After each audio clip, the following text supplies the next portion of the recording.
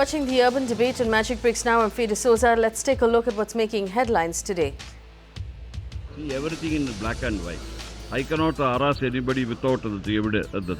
Let them produce the evidence. In what way harass? KJ George, Bangalore's Development and Town Planning Minister, is under a cloud. Mangalore's Deputy SP, MK Ganapathy, allegedly committed suicide hours after he gave an interview to a local news channel. He accused two senior police officers and KJ George of harassing him in that interview. Investigations are underway.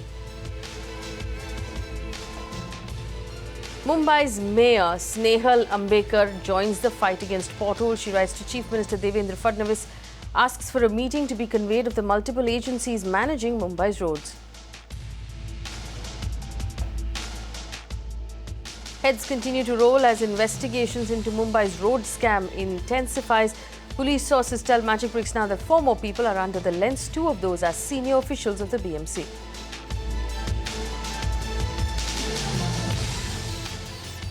Well, controversy after Mangalore's Deputy SP MK Ganapathy allegedly committed suicide. The police officer committed suicide just hours after he gave an interview to a news channel. MK Ganapathy accused 2 senior officers, police officers, and former Home Minister, current Bangalore Minister KJ George, of harassing him.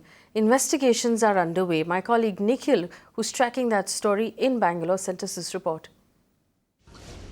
Well, the investigating team of the CID reached Madikeri where the suicide was committed earlier today, and preliminary investigations are on. But first of all, the government will have to acknowledge that this is a case of 306 and not a case of suspicious death. And the case has to be registered under appropriate sections for the case to be investigated in the right direction. This is a clear case of 306, which is abatement to suicide, but a case of suspicious death will only weigh it down. And as far as the investigation details are concerned, there are not too many coming out because the whole district of Kodagu immersed in the final rites ceremony of MK Ganapathy. And here in Bangalore, a crucial cabinet meet was held. This was pre-planned, but in any case, it went on to discuss the death of MK Ganapathy. We are told that the Chief Minister, in a strong voice, asked the entire cabinet to stand by KJ George, who was named by MK Ganapathy on Monday when the assembly session would resume. And the opposition has already made it clear that they would not allow it to function and that they would take it up in a severe manner, and there would be vehement protests put up on the floor of the House. And amidst these circumstances, the Congress has to be won and the entire cabinet should be present. They should have a strong presence in both houses, and they should strongly support their party colleague and ensure that the opposition does not walk away capitalizing on the situation. Then on, we are also hearing that the High Command of the Congress has taken note of it and has sought a report. First few details of the report have been given already, and in all its likelihood, depending on the proceedings on Monday or Tuesday, maybe a couple of days into the week, it will be decided if resignation of KJ George would be asked for or if he would be dropped from the cabinet. Well, of course, reporters caught up with KJ George, who's denying allegations that have been levelled against him, claiming that he never even met that officer.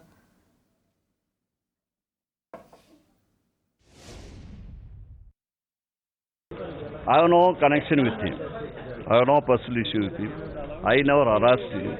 Even in the TV interview, it was mentioned, only last one, this thing he said, KJ George, former Home Minister, he told that. That's all he told. But there's no way I got any connection with him. This is about on 14th March 2014.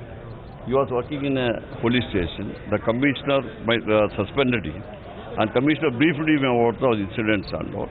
After some time, he approached me to intervene in his suspension. I politely told him, no way I cannot interfere with the investigation of the thing. You please go to your inquiry officer and produce your thing. That's what I told. After that, I have no contact with him.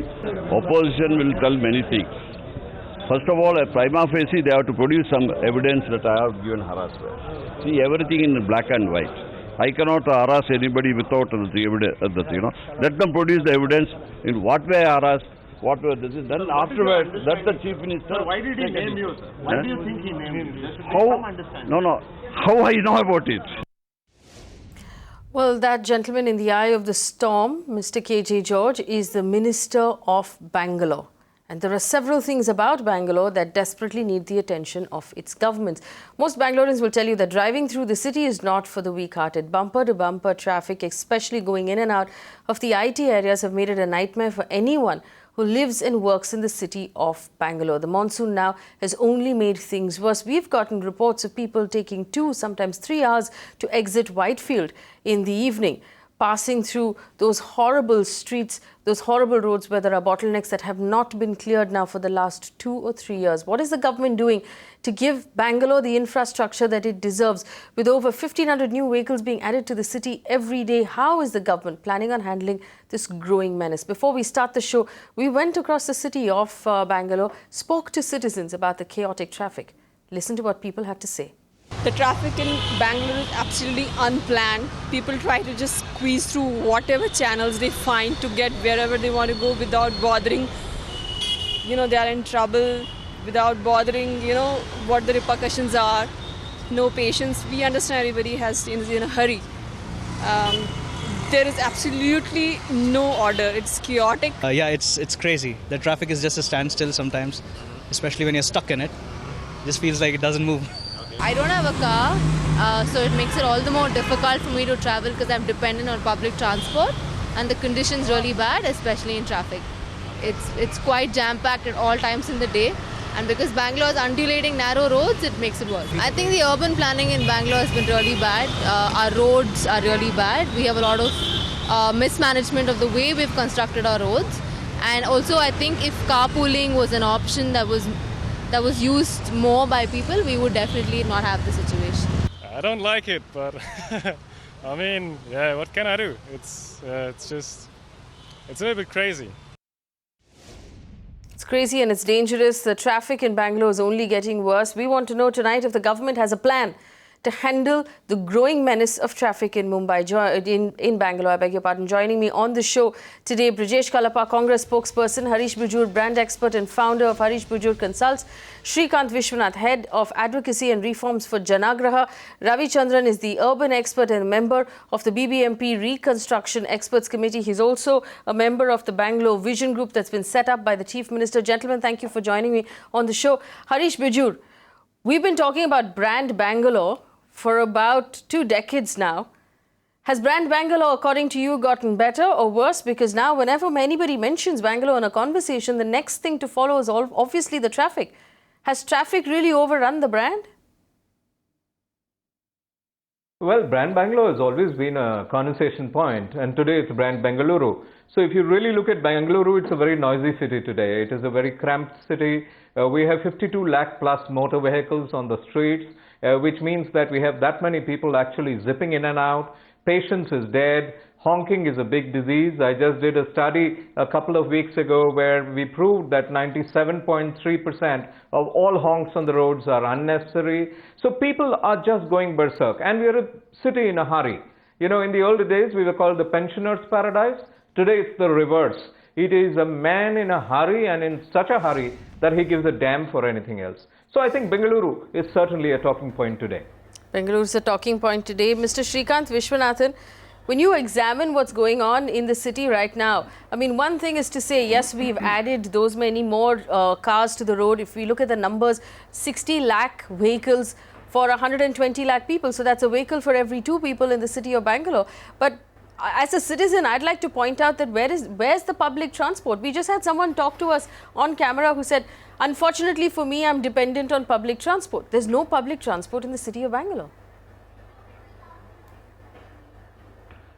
Yeah, there is public transport in the city of Bangalore. However, it's perhaps not adequate and not keeping pace with the with the growth in population. But the larger point I'd like to make is we can't solve the traffic management problem or the traffic problem only by solving public transport or by solving traffic management. We have to realize that this is a systems problem. And therefore you need to solve traffic by solving the urban planning problem, the road design problem, the problem of finding adequate capital to invest in public transport and on roads, by ensuring that you have an empowered leadership in the city which has authority over traffic management, over public transport and over roads, which today is not the case, and that there are enforceable rules and regulations around transparency, accountability and citizen participation. So we need to recognize that you can't solve traffic by solving for traffic and public transport, but by solving all components of a systems framework. Solving all components. And I want to circle back to what you said. Srikanth, you said that we don't have a government right now that has the ability to handle all of the problems because they don't have authority over all of those problems. Explain to us what you mean. Beg your pardon? Can you repeat that, say? Explain to us what you mean when you say that the government doesn't have the authority over all of the bodies handling the problems. No, so what I mean is that the municipal authority, the Bangalore Municipal Corporation does not have the authority to handle all of this. So clearly there's a fragmentation issue. The Bangalore Traffic Police is under a different management. The public transport, which is run by the Bangalore Metropolitan Transport Corporation, is under a different state department. And majority of the roads are under the Bangalore municipality, the BBMP. So clearly fragmentation of service delivery leads to lack of coordination and lack of accountability.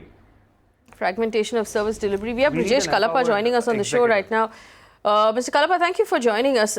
Previous conversations we had with your colleague, Mr. Gundarao, he stated the fact, of course, that the state government and the Chief Minister were looking very closely at the problem of traffic in Bangalore. And I know citizens are extremely pained by this problem. Tell us what headway is being made. What plans do you have to solve this problem right now?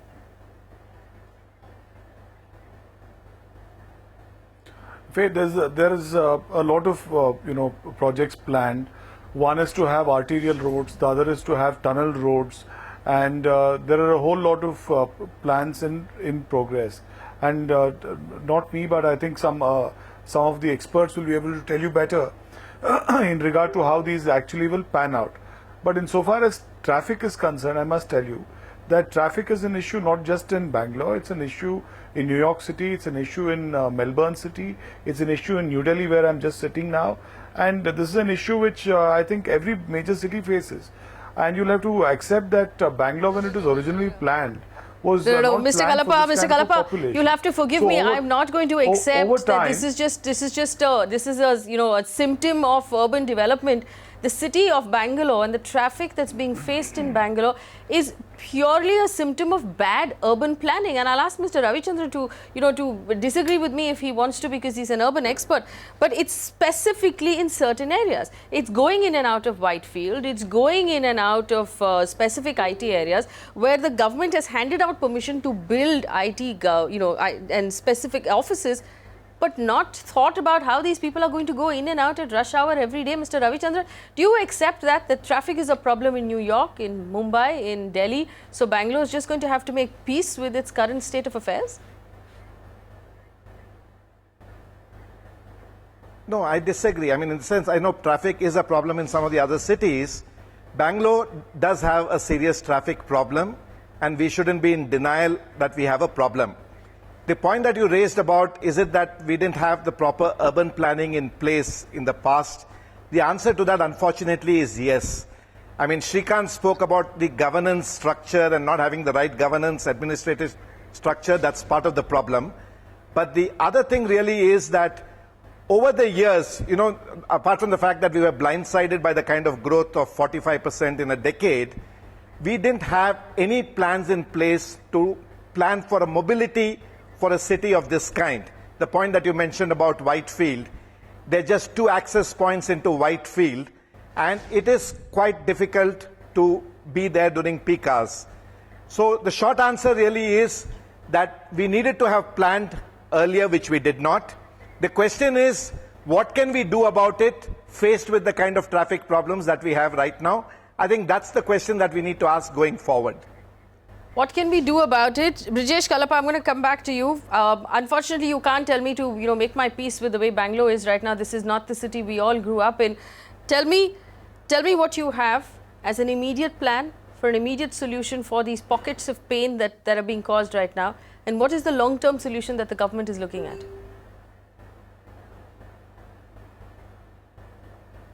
The first thing is to improve the road, structure as they are. One is to have wider roads, and that process is on. There have been, several intersections where widening process is on. Then there have been several processes where the arterial roads are being created.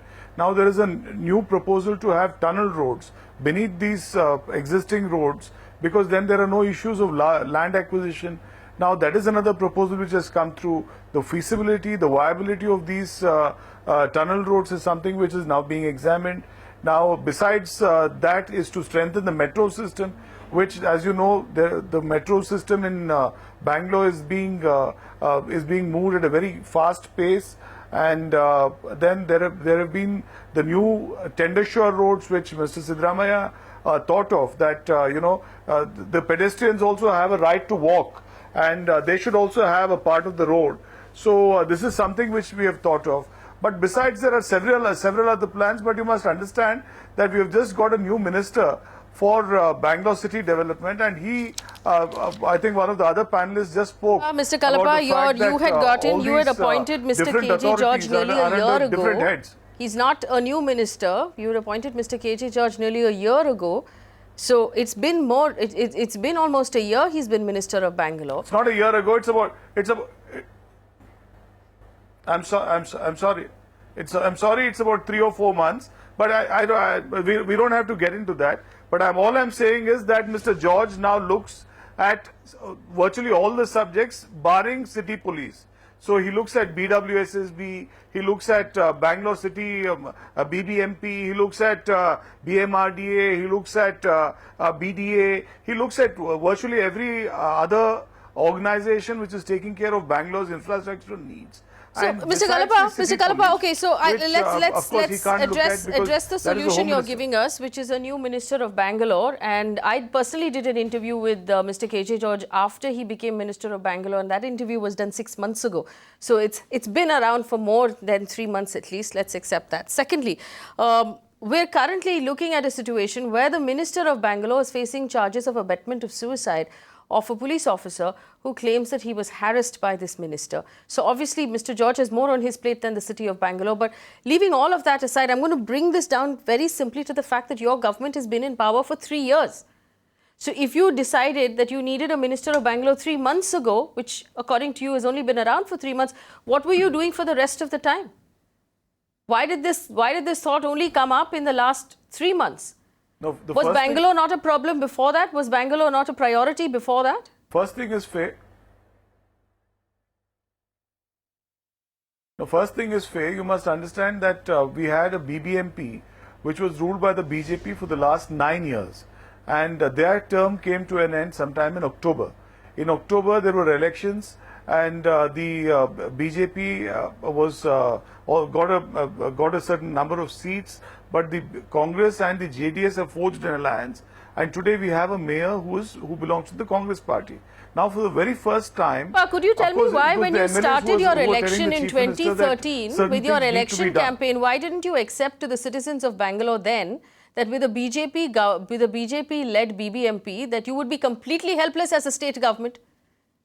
When you did your election campaign in 2013, why didn't you tell the citizens of Bangalore that, hey, listen, we have a BJP-led BBMP, so as a state government, we're going to be completely helpless until we can replace the BBMP. So the next 2.5 years, we're going to do absolutely nothing but blame the BBMP? Which is what you're saying right now, that as long as the BBMP was led by an opposition party, that you were absolutely helpless as a state government. There was nothing you could have done for the city of Bangalore. Is that what you're saying?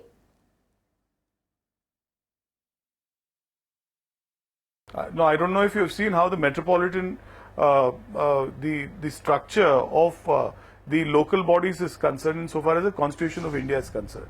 If there is a state government, then there is also a metropolitan council which has its own powers, and the state government can't override those powers and can't do anything besides allocation of funds. I don't know if you're aware of this. If you want me to give you a class in regard to how the Constitution is framed, then we'll have a separate session on that.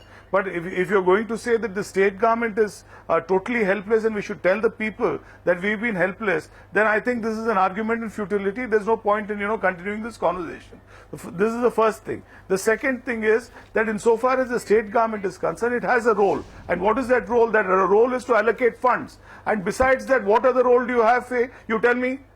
You can now educate me in regard to the Constitution. You tell me that what kind of a role does the state government have while the Brijesh Kalappa, is it not true that the commissioner of the BBMP finally answers to the state government?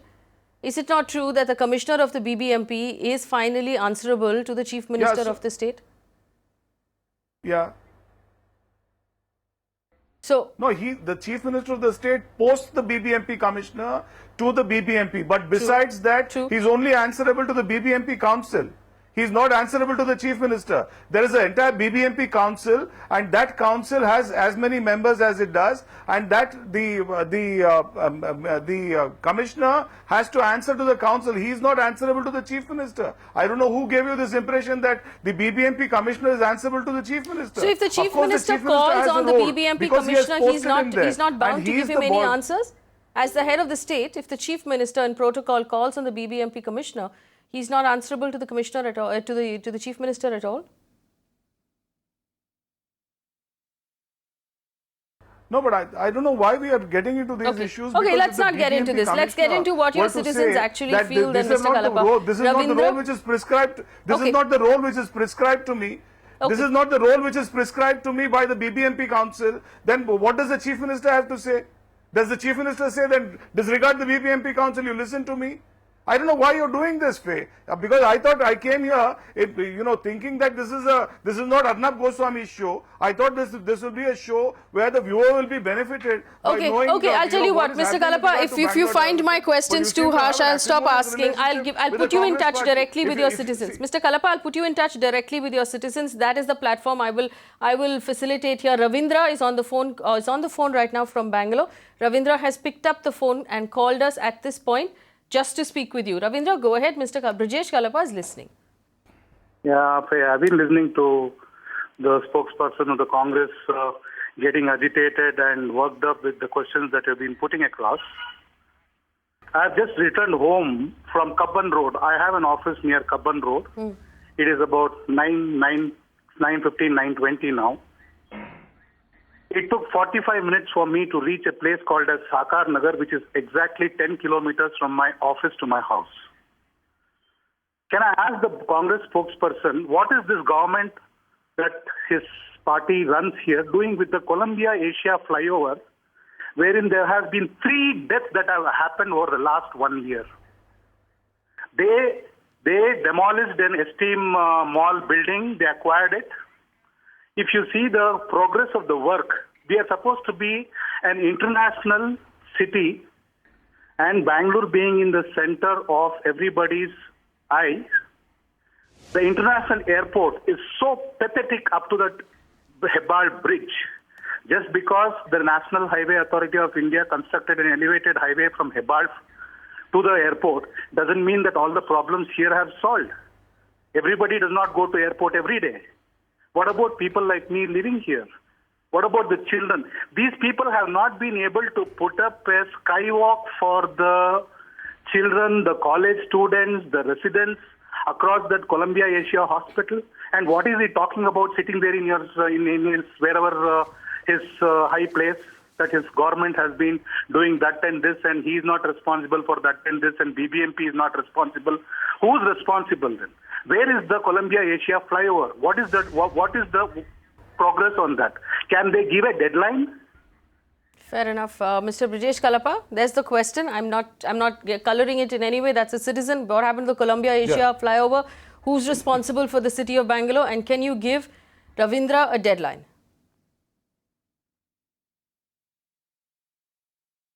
No, I cannot give Ravindra a deadline for the reason that this matter is stuck in court of law. And where the court of law is concerned, because this has come into some issues where there was of course a skywalk planned. This was something which the Chief Minister had actually promised when he went on his city rounds, and he had also said that there have been 3 deaths in this case, and that the skywalk has to come into place. But there have been some court issues where the court has directed that this can't go on for certain reason. Now, if you'd like me to tell you at what stage the court proceedings are, I have no idea, because if you give me some time, I'll certainly check and tell you. But there are some problems in regard to the court proceedings which have prevented us from doing what we had promised to do. So, insofar as you're wanting to know what kind of a deadline I have in mind, I have no deadline in mind, because I don't know what the proceedings are. All right. Ravindra is still on the phone line with us. Ravindra, are you convinced with that answer? I'm definitely not convinced. I'm a 49-year-old Bangalore citizen. I've seen this city. I've grown up here. I think these people have no answers because they have no time to just hold on to their chairs. That is the problem with this country. All these people, whether it is the Karnataka Chief Minister or his Council of Ministers or across the country, they're all busy just trying to survive for that 5 years on that chair so that they can settle down for the rest of their lives along with their hundreds of generations to come. And we citizens will be cribbing and crying and dying, and nothing is going to happen. That is a pathetic state of affairs as far as Bangalore is concerned. Because I'm a citizen of Bangalore, I can talk about Bangalore. I have lived across in other parts of the country. One simple solution, I can't understand these IAS and IPS and these bureaucrats that we have along with this experienced so-called governments. How can they allow high volume or heavy duty trucks and vehicles during the peak hours in Bangalore?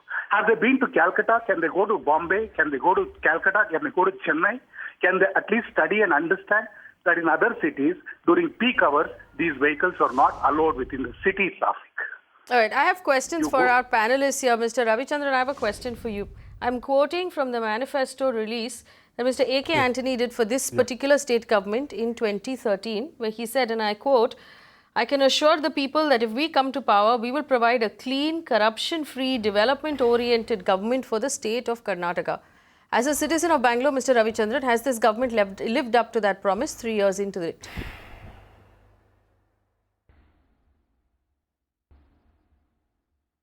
Faye, I mean, I'm not totally competent to answer that.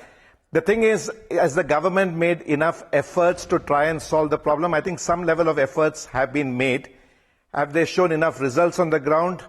The answer is not necessarily as yet. But like Brijesh mentioned earlier, for instance, there are 2 or 3 things that have actually happened which have been positives. We have seen considerable progress in the tender-sure roads, where about 7 roads have been constructed over the last 2.5 years, which is built around the pedestrians at the heart of the road planning. That is something that has got an impetus during the last 2.5 years.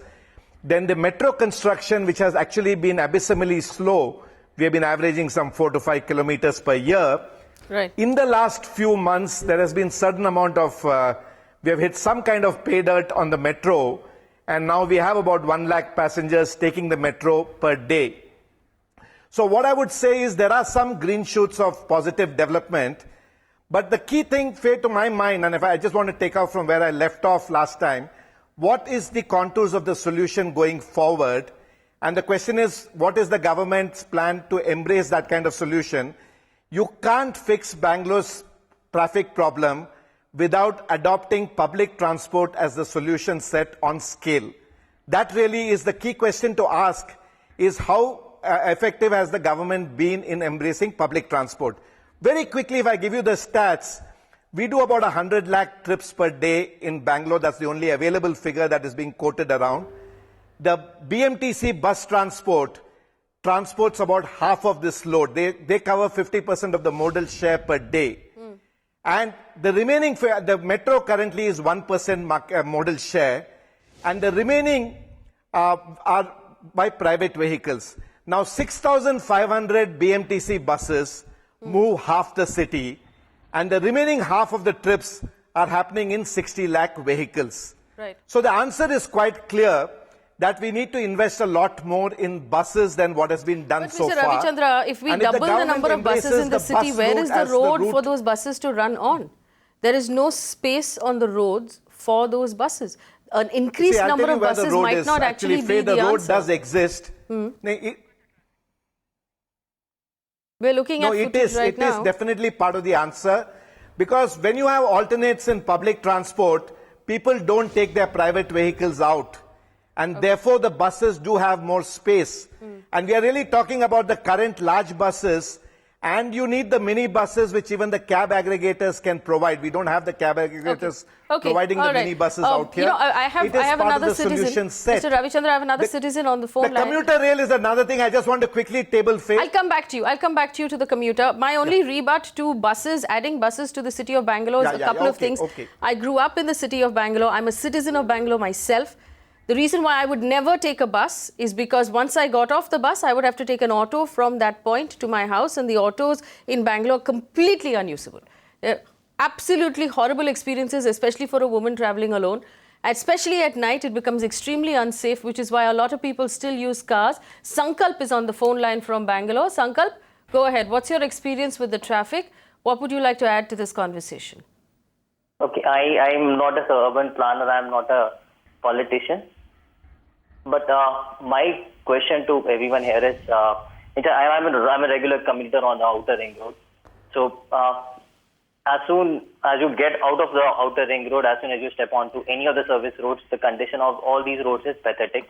It's been not just now, but I've been seeing it. I said since last 2 years when I've moved from Hyderabad to Bangalore, I see a stark difference from how the roads are maintained in Hyderabad and now what I see in Bangalore. It is not just the outer ring road or the service roads. As soon as you step on any other road except for the major roads, you say get onto any inner side of Marathalli or the Munekolala or the interior of any part of Bangalore, irrespective of wherever you are put up. So the conditions of the road is pathetic. There is, rather than roads, you will find more of potholes. Even I have raised some concerns. I'd like to take some initiatives to make sure that the roads are maintained properly and some work is being done. So is there something that sit-in charter who can actually come in and work in parallel with the government and see the issues that the citizens are raising are being addressed correctly or not? Is there anything who overlooks after this? And another question I have is there any plan for building the metro coming up in the outer ring road area from Kyarpuram to Whitefield or from Kyarpuram to Electronic City, because that is where the most of the IT spaces and the offices are at? Okay, fair enough, Sankalp. Kyarpuram is a huge bottleneck that that most of the people who travel to Whitefield have to move through, and that's when they get stuck. Vineet is also on the phone line from Bangalore. Vineet, go ahead. Yeah, so I want to inform the audience regarding Mr. George. I have had personal experience in reaching out to his office, and basically nothing will get done. He will simply move things from one place to the other, but actually he will not solve anything. So if any Bangalorean is expecting that Mr. George will solve his problem, I'm sorry to say that you are wasting. Vineet, give us specifics. When you say you've experienced, you've actually gone to him with a problem. What was the problem? When did you go to him? So near my house there is a park. This park was destroyed by BBMP contractor and BBMP officers. So more than a year I have been trying to fix this park, but somehow none of the officers are being responsible. Mr. George's office has not been responsible. I have gone to commissioner, I have gone to chief minister, I have gone to every possible thing, except I almost none of these people are interested in Bangalore actually. So none of these people are interested in Bangalore. They have nothing. They love the city. They have no love for this city. They are not interested in this city. It's a small park. It was a happy park. They simply came along with the contractor, came the officers and destroyed the park. For more than a year, I'm falling at their feet. I'm willing to wash their feet if required, but nothing will happen to them. They will not do the work actually. Including today morning, I have contacted them, but they just won't budge actually because they have other agenda. Bangalore is not on their list. All right. All right. This is the thing, Brijesh Kalappa, two things about Bangalore that are so stark. One is a citizen who wants to help. The other three members of this panel right now, Mr. Harish Bijoor, Mr. Ravichandar and Srikanth Viswanathan, all citizens who are helping out with the city. Everybody who calls in says, tell us how we can help. On the other hand, a government that absolutely, and I'm quoting the citizen here, shows no love for the city. Look at Alsur Lake. Look at Vartur Lake. Look at the roads, look at the potholes, look at the unresponsiveness of all of the governments. Why have we driven this city into the ground when we have a citizen group that wants to work so hard? We have businesses that are thriving. Why can't we show this city more love? Conditions of the roads are pathetic. Now, you said that you had a BJP-led BBMP for a certain amount of time. That situation has changed. Why are the conditions of roads still pathetic, Mr. Kalappa? Now, first of all, Faye, insofar as this gentleman who just called, I'm surprised that the existing park was just run over and that the park was completely demolished, and he has to run from one place, one address to another to have it restored. First of all, was that park sanctioned Was it actually a park, or did it actually belong to some private person who has now had a court order to have that cleared out, with something which we'll have to know, because when something is stated on public television, then people are bound to get the wrong impression. And that's the reason I want to know as to what is the reason why this park was run aground in the first place. Because when there are CA sites which are specifically marked for parks, then that is meant for a park. Then there is nobody who can touch it. Can we pass and if somebody has touched it, then the best thing will be to go to a court. Can we pass on Vineet's contact details to your office? Will you look into this, the problem of the park that he's been trying to handle? Will you be able to help him out? So, certainly. He could tweet me, and I will certainly look into this issue. But all I'm saying is the easiest thing would be, supposing it's a legitimate park area, then the first thing would be to move the court. Supposing he is a private individual, then he can file a writ petition in the Karnataka High Court, and the court will certainly intervene. But my feeling is that it probably is not a park. It's not a sanctioned park. It's probably something which people had been using as a park, but probably belonged to some private individual, and he has had it cleared out. So then you can't, of course, then blame the government and say nobody has love for the city. Look, so respond. Fair enough. We'll check the legality you can blame of the us for park. anything. You can say anything you'd like to. Vineet saying that he got in touch with Mr. KJ George's office and found no response. He got in touch with the BBMP, found no response. I'm going to go to Harish Bijoor and Srikanth with this as well. The fact that there's a lack of responsiveness from the government, how would you respond to that? Okay, I think that's a key issue really, because citizen angst is really heavy. But then much of this angst is a very quiet angst, and it comes out possibly once in 5 years when they go to the polling booth. And what they do is they vote for the other party, and that's what we call the anti-incumbency situation. And then they get a new party, and the new party is as good as the old party. So if you really look at it, there's plenty of politics in Bangalore, but there's nothing hitting the ground, and that causes frustration. And this frustration is very, very ripe in the city. The frustration can do two things, It can actually get people to start getting very talkative and noisy, or it can, get them into their shells. I suspect a lot of people in Bengaluru are going into their shells, and they're using the same standard Harish statement. Bijoor, what advice do you have? Harish? That is a standard statement. Harish, what advice do you have for citizens watching at home right now who I'm sure are feeling this frustration? If you say that actually anti-incumbency is not the route to get a, what should we do with our frustration? Should we write to Mr. KJ George? Will that get us a better road? Yeah, I think we need massive campaigns. We need citizens to come out. We need citizens to come out and complain. We need citizens to talk, to participate, not just vent their feeling once in 5 years with a vote. Because, that's not active democracy. Active democracy is participating in your surrounding every day in and day out. Okay, you don't have time day in and day out, but at least contribute those 2 hours a month for a social cause around you. Because, I think unless we citizens wake up, unless we stand up and do this kind of a thing, nothing will get done. Even some of us who are doing this noisily don't get heard. Just don't get heard. So I think, can you imagine the disease that is there of the large silent majority? That is a problem. All right, the large silent majority should break its silence and actually come out and speak.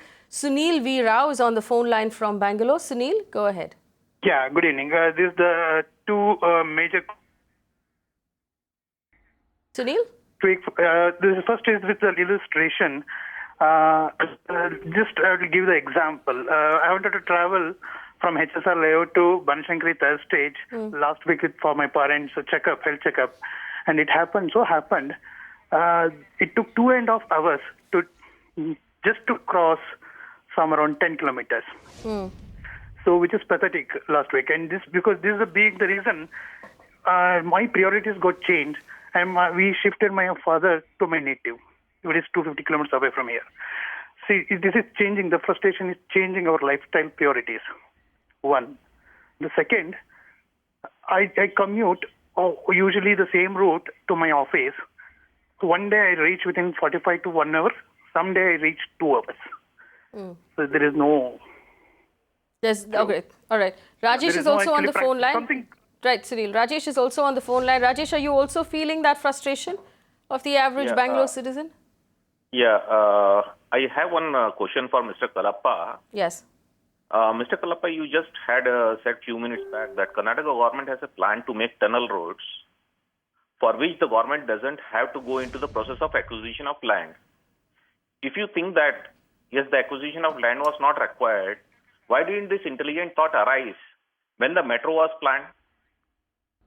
Losing on the green cover of Bangalore, see, so many trees have been cut just because of metro. If the same thing could have been decided few years back for doing an underground metro like other cities, like in China or in, if we see France or somewhere else, the same thing could have been done here also. Citizens who call in saying they feel helpless, they don't know who to turn to, they spend upwards of 3 hours on the road one way. A lot of times medical emergencies are not tended to, ambulances are stuck in traffic. It's an appalling state of affairs in Bangalore. Mr. Brijesh Kalappa joins us representing the government. Mr. Kalappa, the question about the tunnelling that you talked about and that question that Rajesh just asked you before we went into break, which is, if tunnelling was a solution, why didn't the government think about it earlier, especially with the metro?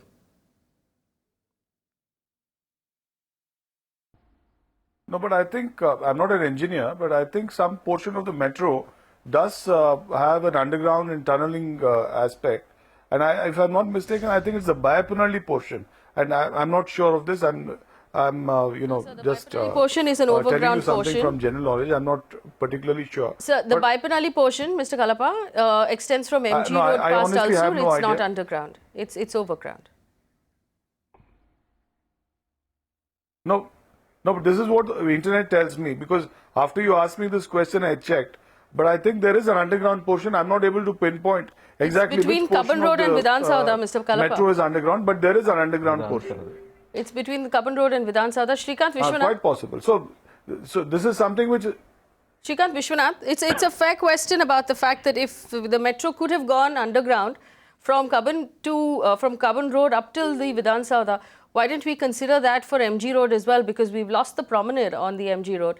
And also, the amount of pain that the citizens went through when that construction was happening, which took forever over Trinity Circle, why couldn't we have considered an underground metro completely if it was a solution?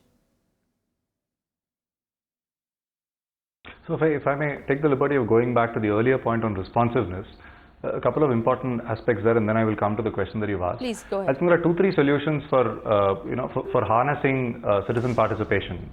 Something that one of the earlier callers wanted to know. I think we need functioning ward committees in Bangalore sooner than later, and that is something that the political leadership of the state can quite easily make happen.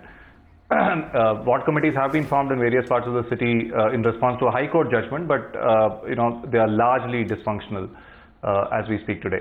Secondly, we also need mohalla sabhas or area sabhas at a polling booth level, which help citizens congregate and engage with their government representatives, both elected and administrative, at a neighborhood level, at a unit of 600 or 1,000 households. Thirdly, technology has the potential to play a disruptively positive role in harnessing citizen energy, and we are seeing some of that happen in Bangalore. We ourselves at Janaagraha run a citizen engagement platform called I Change My City, which has registered a user base of greater than 3 lakhs. The resolution rate of complaints posted are higher than 60%. The Bangalore Traffic Police has done well in harnessing technology and citizen participation. We have an app called Public Eye, where we've seen more than 60,000 citizens posting traffic violations with more than 97% resolution rate. So if there is if there is adequate political and administrative will, it is very much possible to use technology to harness citizen participation. But of course, we do need formal platforms like ward committees and mohalla sabhas, and combined with participatory budgeting processes, this could be quite potent. Coming to your question on the metro, I'm not really an expert on on underground versus overground metro, but I could say that that ship has sailed. That ship has sailed. So we would be doing a postmortem of that. Okay, fair enough, Srikanth. Let me take this area sabhas and ward committee's suggestion to Mr. Brijesh Kalappa. As Srikanth just pointed out, that is something that the state government could easily do. Can you commit to us that you will start a conversation and with groups like Janaagraha, you have your own group of Vision Bangalore, Mr. Ravichandar is part of it, and actually start citizen groups per ward, per committee, per area, that they can actually work together, communicate with the government. That's a healthy method to harness whatever citizen energy that Bangalore can generate. Yeah, no, I think that's a fair point, Faye. And the Apex group has already begun, which is, like you rightly pointed out, it's a vision group, which has already begun. And they have, I think, had 1 or 2 sessions already. And this is something which has already been done. Now, the point is to take it further down. And that is, it is certainly contemplated, and it is something which will certainly be taken downwards. Mr. Kalappa, tell us what the role of the Vision Group is for Bangalore exactly, and how will the state government be implementing suggestions made by the Vision Group?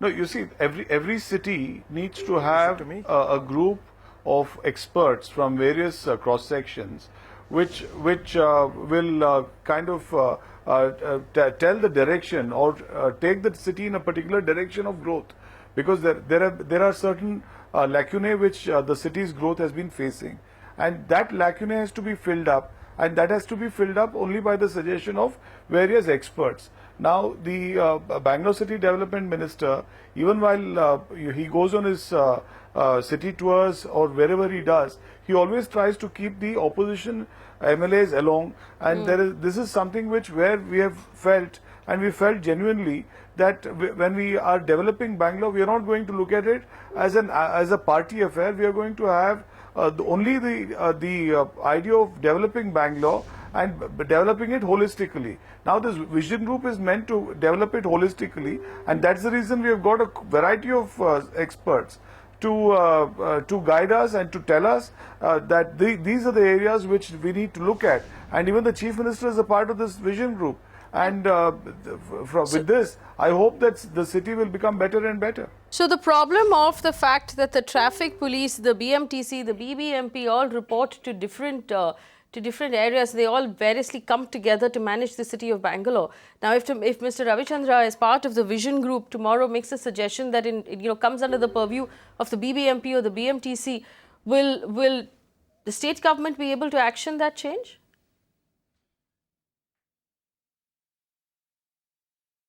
No, they have the power to action that change. The power is certainly there in the state government. Like I said, Mr. George has various... Mr. Ravichandar, I think we started this conversation with Mr. Kalappa giving me a class on whether or not the BBMP reports to the state government or not. Now he says that the state government does have the power. Mr. Ravichandar, help us understand the recommendations made by the Vision Group. How will they be implemented? No, before he answers, Faye, across I must Indian point cities, out that you got me totally wrong. Now, if the BBMP was controlled by the BJP, why would they accept the role of the Chief Minister? Now, today the BBMP is controlled by the Congress, so we have a mayor who agrees with the Chief Minister's point of view. So okay, but you just said that you're not going to make this party politics, you're not going to make running the city party politics, that you take the opposition with you wherever you go. Now you're telling me that you need a Congress-run BBMP in order to if the BJP it was in power in BBMP, if they made it party politics, how could I help you? How can you help? If the BJP, while it Harish was in power in BBMP, Harish if Bijoor. they thought that it was best to have party politics. Faye, I've heard the comments that Mr. Brijesh Kalappa has made and all the comments that are going around this panel. But one important issue that all of us have to remember is that the common citizen of Bengaluru really does not know these demarcations and these many agencies which are responsible for whatever happens. Incidentally, it so happens that a common man, and I have research evidence on this, simply says one thing, that the Chief Minister of the state is responsible for Bengaluru, full stop. So at the end of the day, when it comes to polling day, the blame will not go to a BJP or a Congress or whatever, but it will go to the ruling Chief Minister. Right. And I think in fact, that is unfortunate. That's a very fair point, Harish Bijoor. What the hell? Let me bring That's the way the common citizen looks at it. That's the way the citizen looks at it. The citizen doesn't care for the politics. They just want results. Preksha is on the phone line from Bangalore. She's a common citizen. Preksha, are you happy with the kind of responses we're hearing on this panel? I wouldn't want to comment on anyone's anything because that's just going against their thinking. But I would just want to put forward what I have seen and how I have seen Bangalore change, because I'm born and brought up here, and trust me, I've seen this city evolve like anything. I mean, there was a time, like when the roads were so perfectly laid down, when the city had such proper laid down system, but now it's become pathetic. I travel so much around the city, and trust me, I really feel bad. There are so many potholes, so many humps which are unwanted. There are pebbles lying on the road. It's many a times that I myself have fallen skidding on my bike. I've seen accidents happening in front of me because of these potholes. And we do report it to the government, that we do send in a mail to the BBMP, but nobody reverts back. It's just that we keep sending them reminders, but there's no answer to it. We also have Gangadhar, who's on the phone line right now. Gangadhar's on the phone line from Bangalore. Gangadhar, go ahead. Hello. Yes, Gangadhar, we can hear you. Go ahead. Yeah, I travel from Whitefield, the IT hub of Bangalore, to Electronic City every day. And it takes for me more than 3 hours to reach my office in Electronic City. And I heard 6 months back down the time, the state government has promised that they will develop some small roads which are connecting from Marthalli to Whitefield. So, because whoever is traveling from city and towards Whitefield, from Marthalli till Marthalli Outer Ring Road, they have to come through only one road. Only one road is connecting to the IT hub. And the government has promised to develop more and small roads, make it widen. So far, till now, nothing has happened. And it looks like this government is not showing any sort of interest in developing the traffic. And so really it is a pathetic situation now. We don't know what to do. I spend almost every day 6 hours on the road. My precious time I'm wasting on the traffic. Precious time wasted on the traffic, a government that doesn't seem to have a plan. Mr. Kalappa, I've narrowed this down to 3 action points. 3 action points. First of all, potholes that citizens can report to you. Secondly, the lack of footpaths, which are a huge problem in Bangalore. Footpaths are hazardous. People can't walk on the footpath without worrying about tripping, falling into a ditch. That problem, the footpaths. And thirdly, KR Puram. Anybody going in and out of Whitefield gets stuck at KR Puram. 3 action points. Can you give me a Twitter handle or a phone number that citizens who are watching right now can get in touch with if they're having a problem? Or if we pass on complaints to you, will you give us a commitment that your government will look into it? No, certainly. These are 3 issues which I think any civilized city must address. And, if a pedestrian can't walk peacefully on the road, then that city is not worth living in. And certainly in regard to the humps or to the potholes, there has been substantial work done. But of course, more needs to be done. You must understand that the city is 800 square kilometers now. And so keeping this in mind, there would be certain swaths which have not been covered, and this drive to fill potholes has done considerable work, but more needs to be done. I'm not saying that we have achieved a level of reaching out and saying that all the roads are clean or are done. But you must also say that despite the fact that how much our intention to actually achieve and do work, there is a huge population out there. 2, the land mass which we have to cover either from the BBMP or from the BDA is extraordinarily large. So this is quite a stupendous task. But over time, I think there would be certain steps which would be taken, which will see to it that these 3 issues would certainly be solved. All right, we have M.A. Salim on the phone line, the former Additional Commissioner of Traffic Police of Bangalore. Mr. Salim, thank you for joining us. A quick question for you. We've had people call us over the last 1 hour, complain about the fact that they've spent upwards of 3 hours on the road going from one part of the city to the other. The traffic seems absolutely appalling at this point, to a point where people are sounding desperate. What solution would you offer the government of Bangalore for the traffic right now? Why is it so bad? Mr. Salim.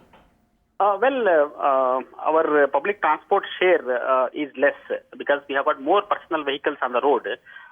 Generally, that is the main reason why we have got more traffic problems, because people tend to bring their own vehicles because of the lack of adequate public transport. Unlike Mumbai has almost 82% of the people traveling in public transport, particularly the commuter rail system is so good there.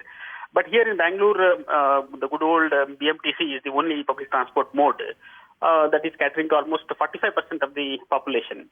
So still we have almost 50-55% people who are taking their own vehicles. That is the reason why we have got more number of vehicles than the capacity of the road. So I think more investment in public transport, particularly when the metro is already, the one lane is already running and almost 10% of people in Mysore road have shifted to metro. I think once the metro is completed, we will see a lot of mitigation to these problems. All right, a lot of litigation to the movement, of course, to the metro. The metro needs to be top priority for the government right now. I have about a minute left. Srikanth Viswanathan, if you were to put one thing on the checklist of this government as a priority, what would that be? Very quickly. My priority is to move from the diagnosis to the cure. And in my mind, the cure has 4 parts. You need a traffic management and public transport blueprint, and that blueprint should have 4 parts. 1, put out quantified objectives that you will meet every 3 months in the next 3 years. So say that you will fix 10 kilometers of footpath in the next 3 months. Say that you will put out X number of buses on the roads in the next 3 months, etc. Second, put out detailed roadmaps to achieve these milestones. Make them transparent. Third, fix ownership. You can't have the BBMP commissioner and the BMTC managing director and the head of traffic police be collectively responsible for traffic management. We need the buck to stop with one executive in the city for each sector. And lastly, publish performance. Just like how a private company publishes performance every 3 months, put out your scorecard on what did you promise for the next 3 months and what did you actually achieve. That's an excellent, that will automatically build trust in the citizens. That's an excellent suggestion. Mr. Brijesh Kalappa, I have a couple of things to ask of you. We could give this 3 weeks or 4 weeks, as long as you need, to come up with a set of milestones and a set of deadlines. We could write to you, we could communicate in the meantime. So we come back onto the show with the same panel with a set of milestones for the government with actual deadlines that we can track. So if we're talking about a solution for KR Puram, we're talking about a solution for potholes, we're talking about a solution for footpaths, all of which you accepted are fair solutions, then if you could give us milestones for solutions, that would be extremely helpful. Also, for our viewers watching at home, on your screen right now is Mr. Brijesh Kalappa's Twitter handle. You can, of course, tweet to him, like he said, for any issues that you're facing in the city. The alternate is to tweet to us, and me personally, I'm going to put all of our contact details on your screen right now. We are a channel that focuses only on civic issues. This is all we do. Electricity, road and water supply is all we do. Write to us, write to me. My handle's on your screen as well. We will pass on all of your issues to Mr. Kalappa and we will track progress on every one of those complaints. That's a wrap on this edition of the Urban Debate. I want to thank our panel and I want to thank you for watching.